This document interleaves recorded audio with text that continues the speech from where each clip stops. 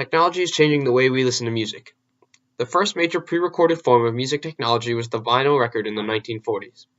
It was basically a shell inscribed with grooves and a needle that picked up vibrations and turned them into sound.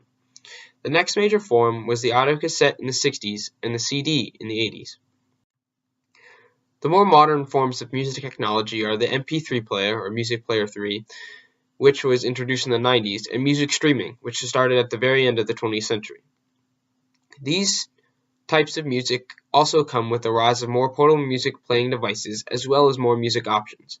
These forms of music are now beginning to take over. For the first time since 1976, no album will go platinum this year.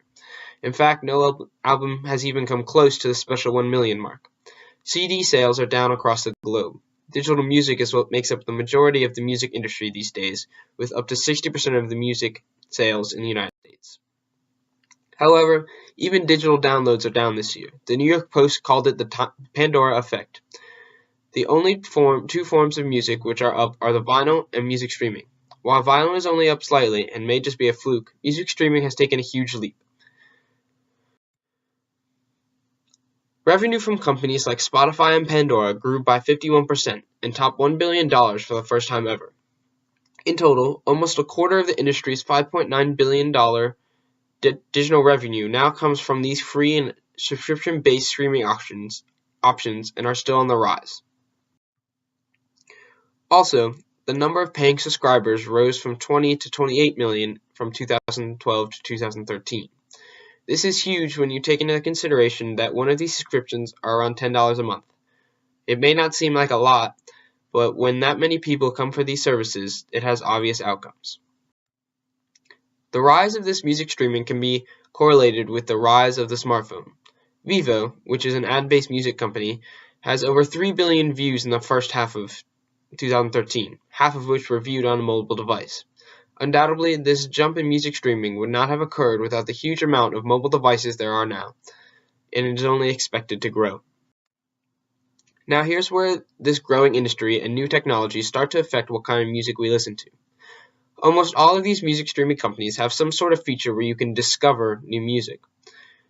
They are based off new choices, off what you've listened to in the past, and what they think you'd like, or what sounds similar.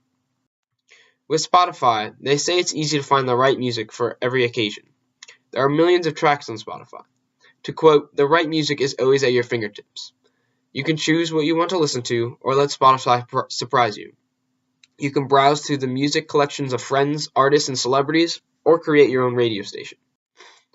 Pandora is almost completely based off this kind of music picking. They call it the Music Genome Project. They say it is the most sophisticated taxonomy of musical information ever created. And by utilizing the wealth of musical information stored in the Music Genome Project, Pandora recognizes and responds to each individual's tastes. It represents over 10 years of analysis by a trained team of musicologists and spans from everything from this past Tuesday's new releases all the way back to the Renaissance and classical music. Each song in the Music Genome Project is analyzed using up to 450 distinct musical characteristics by a trained music analyst. These attributes capture not only the music identity of a song, but also the many significant qualities there are relevant to understanding the musical preferences of listeners. The typical music analysis working on the Music Genome Project has a 4-year degree in music theory, composition, or performance, and has passed through a selective screening process and has completed intensive training in the music genome's rigorous and precise methodology. The last major part of the digital music industry is an obvious one, iTunes. After iTunes started about 10 years ago, single downloads skyrocketed. Apple revenues are around $40 billion this year, with iTunes taking up about 20% of those sales. iTunes has a few features to help you find new music.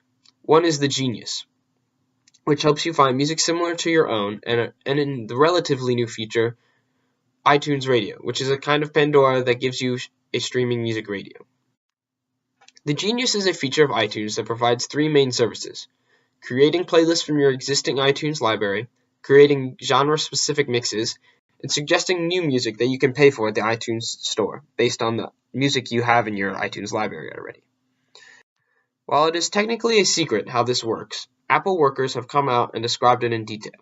Basically, your library of tracks is compared to all other Genius's users' libraries of tracks. Apple then runs a previous secret algorithm, which were described as straightforward recommendation algorithms, similar to those used by other services like Netflix when it suggests a movie for its user to watch or add to its queue.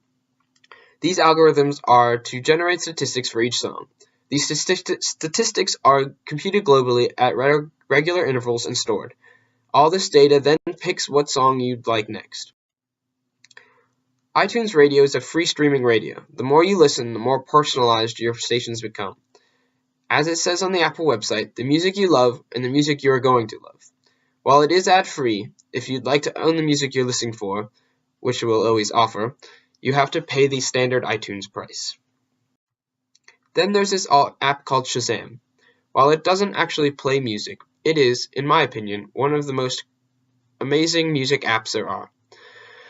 It listens to music, and by using the huge database of stored music it is able to figure out a song within a matter of seconds. Each song in its database is coded, and it figures out the code of the song playing and then to find your match. The music industry has come a long way. As the culture changes, so does music, and the way it's played. Music streaming fits right in with our society. We want things fast, and we want all the choices in the world.